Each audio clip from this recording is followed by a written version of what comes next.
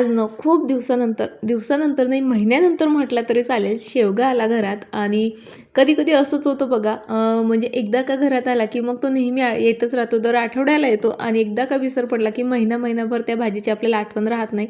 आणि शेवग्याची मसालेदार भाजी आम्हाला फार आवडते, सो ती बनवायला ठेवली. आणि तोपर्यंत हे दररोजचं हेक्टिक रुटीन म्हटलं तरी चालेल. आरूचं वेणी घालणं म्हणजे एक मोठं चॅलेंज असतं माझ्यासाठी, कारण इतके लांब केस, त्यात करली. आणि जरी ओढल्या गेले ना, मग तिचं चिडचिड, रडणं, पडणं हे सर्व चालू असतं. कसं तरी तिची वेणी घातली, ती शाळेला गेली, पसारा आवरला. आणि माहिती आहे का, एवढ्या म्हणजे बिझी रुटीनमध्येही मी स्वतःला अजिबात विसरत नाही.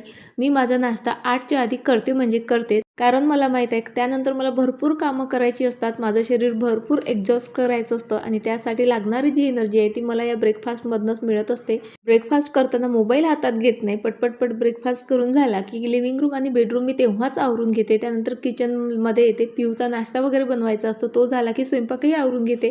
आणि एक्स्ट्राची कामंही 9च्या आत करायचा माझा प्रयत्न असतोच बरं का. आणि खरंच पण जितकी एनर्जी सकाळी असते ना, जितकी पटपट कामं सकाळी आटोपल्या जातात ना, तितकी दिवसभरातही आटोपल्या जात नाही. आणि त्यानंतर देवाचे भरभरून आभार मानले, कारण माझा गुगल पिन आला बरं का. बाय.